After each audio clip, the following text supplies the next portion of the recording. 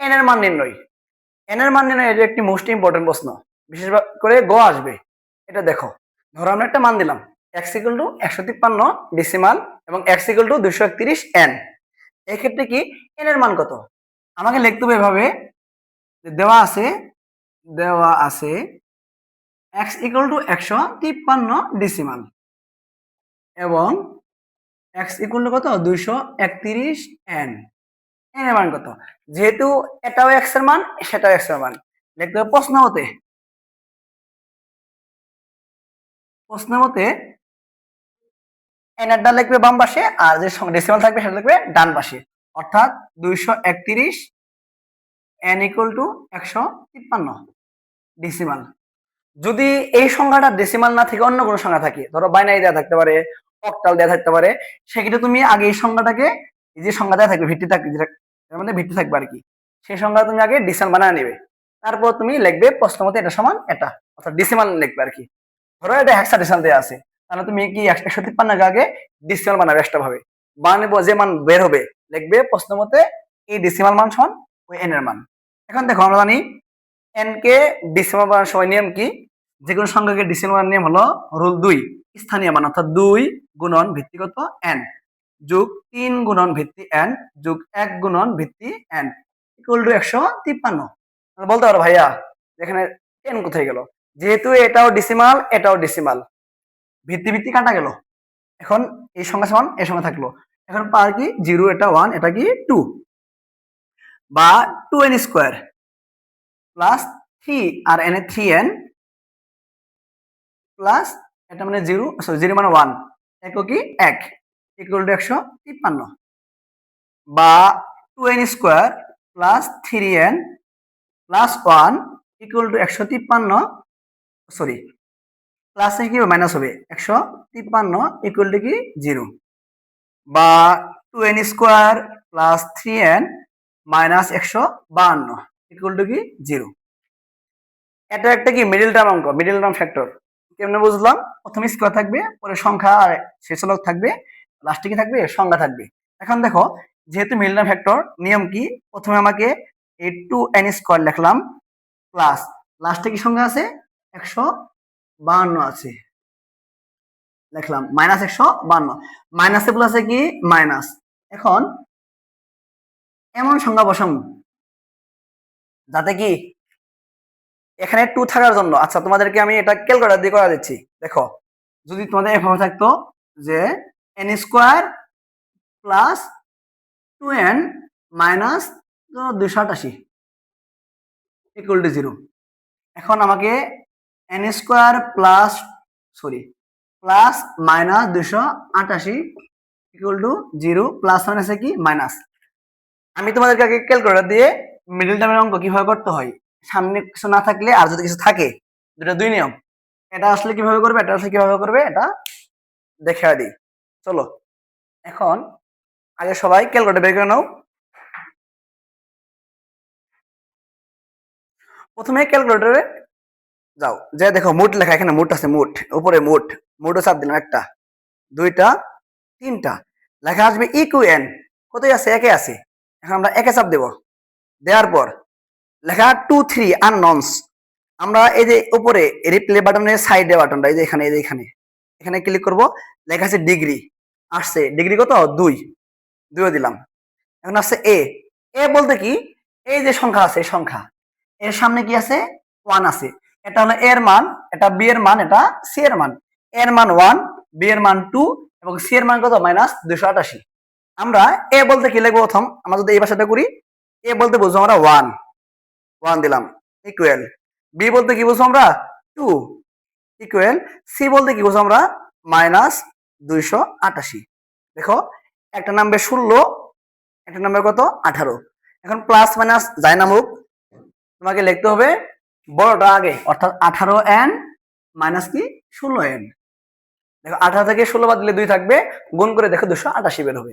এখন কথা হলো আমার তো এটা এখানে সংখ্যা আছে, সংখ্যা থাকলে কিন্তু ভিন্ন নিয়ম, কি করতে হবে সেটা তোমাকে কি করতে হবে, যদি কখনো কোনো সংখ্যা থাকে, সংখ্যা লাস্টের সংখ্যাটা আগে গুণ করতে হবে এক্সট্রা ভাবে, অর্থাৎ 152 এখানে 2 আছে, 152 কত হয় 304, 304।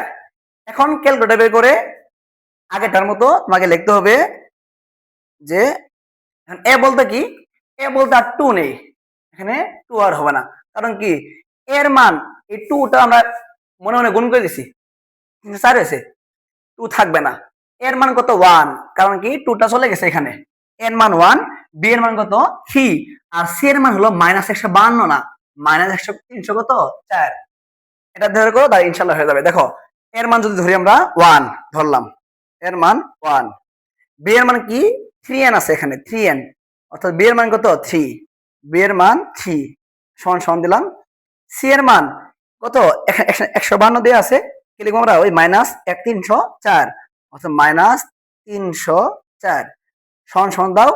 একটা আসবে 16, একটা আসবে কত 19, 16 19 গুণ করলে হয় 304, এবং 16 আর 19 বড়টা লিখবো আগে, 19n আর 16n, 16 এবং 19 গুণ করলে কত হয় 304 হয়।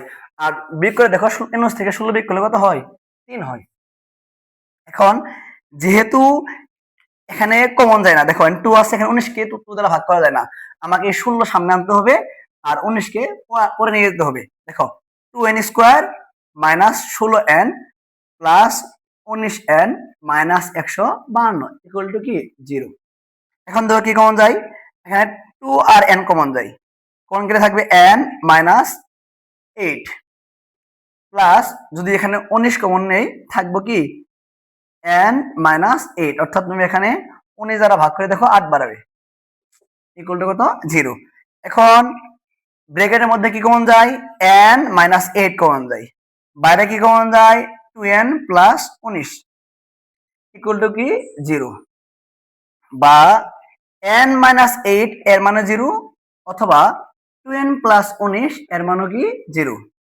সুতরাং n ইকুয়াল টু 8 বা 2n ইকুয়াল টু 19, সুতরাং n ইকুয়াল টু 19, সরি -19 হবে, -19, আর n ইকুয়াল টু -19/2। ঋণাত্মক মান গ্রহণযোগ্য হবে না, কারণ কি কখনো ভিত্তি ঋণাত্মক হয় না, ঋণাত্মক মান গৃহীত নয়, ঋণাত্মক মান কি নয় গৃহীত নয়। সুতরাং লিখতে হবে আমাকে n x equal to 231 n হলে n ইকুয়াল টু কত 8, অ্যান্সার। এই n আলা অঙ্ক যেভাবে আসুক, n আলা অঙ্ক বা n এর নিয়মে যে অঙ্কগুলো আছে যেভাবে আসুক তুমি এইভাবে করবে শুধু। এখন আমরা আসি সংখ্যা পদ্ধতিতে কি যোগ এবং বিয়োগ নিয়ে, কারণ যোগ বিয়োগ পাইলে তুমি কি করবে, তুমি এই রূপান্তর করে যোগ করতে বলবে বা বিয়োগ করতে বলবে, অথবা তোমার এই যে পরিপূরক যে আছে পরিপূরক যোগ বিয়োগ সেখানে মাস্ট বি লাগবেই সংখ্যা পদ্ধতি যোগ বিয়োগ, বিশেষ করে বাইনারিটা। দেখো সবাই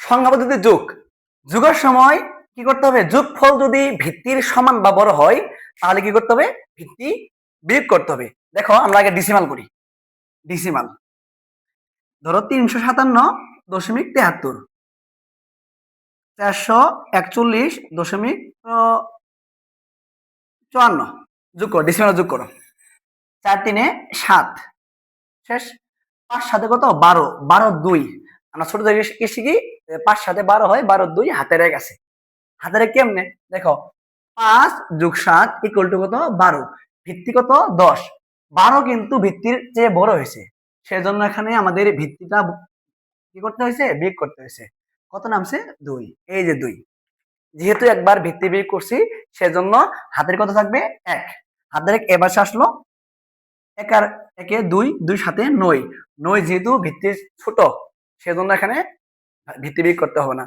4 5 9, 9 কি এখানে ছোট, ধরো কথা কথা এখানে 8 আছে, 8 3 11, 11 ভিত্তি 10 বিয়োগ করি থাকবে 1, 1 হাতের 1। এটা হলো আমাদের কি ডেসিমাল। যদি বাইনারি, বাইনারি খেয়াল করো, এটি বেশি ইম্পর্টেন্ট কারণ পরিপূরকের সময় লাগবেই। বাইনারি কি দেখো, ধরো 1 1 1 0 1 1 1 1 0 1 1 1 1 0 1 1 1 0 1 1 0, তাহলে ভাগে রাখলাম, যোগ করো, 1 এখানে শূন্য আছে, শূন্য, 1 আর 0, সরি 1 আর 0 1, 1 আর 0 1, 1 আর 0 কি 1, এখন এটা দেখো, একের একে কত 2, 1 যোগ 1 সমান সমান হলো 2, 2 কিন্তু ভিত্তির সমান বা সমান না আর কি, বড় না হলো সমান। 2 তো লেখা যাবে না কারণ মাইনের মধ্যে 2 নাই, সেজন্য কি করতে হবে আমাকে ভিত্তি 2 বিয়োগ করতে হবে, বিয়োগ করলে কত হবে 0। একবার ভিত্তি 2 বিয়োগ করলাম, সেজন্য হাতে কত হবে 1, 1 আর 1 2, 2 এর কত 0, হাতের এখানে এখানে আসলো 1 আর 1 2, 2 এর আগে কত 3, 3 থেকে 2 বাদ দিলে কত থাকবে 1 থাকবে। যেহেতু 2 ভিত্তি বিয়োগ করছি সেজন্য হাতের 1 আবার 2 আর 1 3, 3 এর 1 হাতের 1 2, 2 এর 0 হাতের 1 2, 2 এর 0 হাতের 1 2 আর 1 3, 3 এর 1 3 এর 1 এই যে হাতের 1। এটা হলো আমাদের বাইনারি। অক্টাল হেক্সাডেসিমাল যাই হোক, ধরো অক্টাল যদি দেই, অক্টাল অক্টাল অক্টালে ধরো 3 5 4.2 4 যোগ করতে বলছে 4 6 6.543। দেখো 3 6 কত হবে 9, 3 6 9, 9 মানে কি এখানে ভিত্তির চেয়ে বড়, ভিত্তি 8, 8 বিয়োগ করলে কত হবে 9 বিয়োগ 8 সমান হবে 1। হাতের যেহেতু ভিত্তি বিয়োগ করলাম হাতের 1 5, 5 4 9, 9 এর কত 1, হাতের 1 6, 6 দিয়ে 8, 8 এর কত হবে 0, কারণ কি 8 এর ভিত্তি সমান হয়েছে এজন্য বিয়োগ করতে হবে, যেহেতু বিয়োগ করলাম সেজন্য কি হবে একটা 0 হবে, সরি হাতের হবে 1, হাতের 1 7, 7 4 11, 11 কিন্তু 1 না, 11 কত 3, কারণ কি 11 থেকে 8 বিয়োগ করো 3, হাতের 1 কত হলো 7, 7 5 12, 12 4, 12 কত 4, হাতের 1 5 5 3 8, 8 এর কত 0, হাতের 1। এভাবে হেক্সা বলুক যে সংখ্যায় বলুক সে সংখ্যা যোগ করার পরে যদি ভিত্তি কি হয় তোমার ভিত্তি সেগুলোর সমান বা বড় হয় তো ভিত্তি বিয়োগ করে হাতের 1 ধরতে হবে। এখন বিয়োগের নিয়ম দেখো, বিয়োগের নিয়ম সেম টু সেম। বিয়োগের নিয়ম কি, বিয়োগের সময় উপরের সংখ্যা ছোট হলে সে সংখ্যার সাথে ভিত্তি যোগ করতে হবে। দেখো আগে ডিসিমাল দেখো, ধরো 357.35 বিয়োগ 400 সরি 45 দশমিক ধরো 7 3 দেওয়া আছে, 5 বড় 3 ছোট, 5 থেকে 3 বাদ দেওয়া যায়, হ্যাঁ বাদ দেওয়া যায়, 5 থেকে 3 বাদ দিলে কত 2, হাতের নাই। এখন 3 থেকে কি 7 বাদ দেওয়া যায় না, আমাকে কারণ কি উপর সংখ্যা ছোট, আমাকে এখানে আমরা আমরা কি করি মনে মনে 1 ধরতে হয়, আসলে মনে মনে 1 না, 3 আছে ভিত্তিগত 10, 10 যোগ করতে হয় 13, এটা মানে কি 13, 13 থেকে 7 বিয়োগ করলে কত হবে 6, একবার যে আমরা হাত উপরে যোগ করলাম এজন্য হাতের 1 নিচে আসবে 6, 7 থেকে 6 বাদ দেওয়া যায় এজন্য কত 6 বাদ দিলাম, এটা থাকবে 1, হাতের নাই 5 থেকে 4 বাদ দিলে কত হবে 1 3 3 থাকলো, এটা হলো ডিসিমাল। যদি বলো অক্টাল 452.33 4,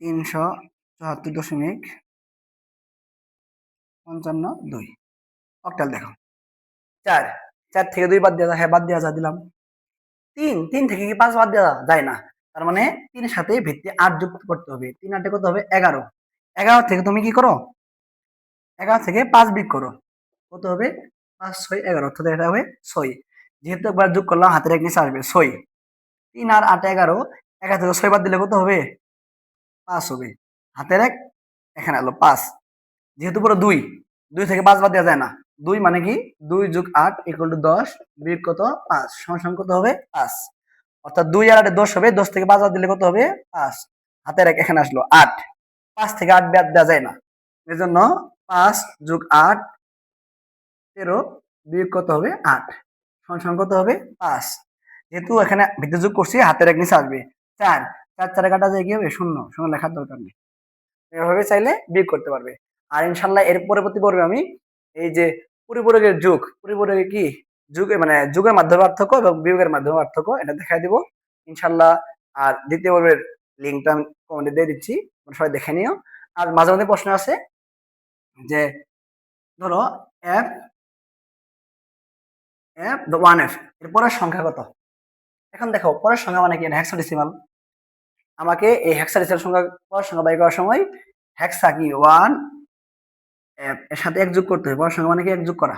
দেখো এফ মানে 15 আর একে 16, 16 কত? শূন্য, হাতের এক, একের আগে 2, অর্থাৎ 1f এর পরে সংখ্যা কত? 20। 1f এর পরে সংখ্যা 200। তুমি যদি না পাও তাহলে কি করবে, এরকম সংখ্যার জন্য ডেসিমাল বাইনারিতে ক্যালকুলেটর করা যায়।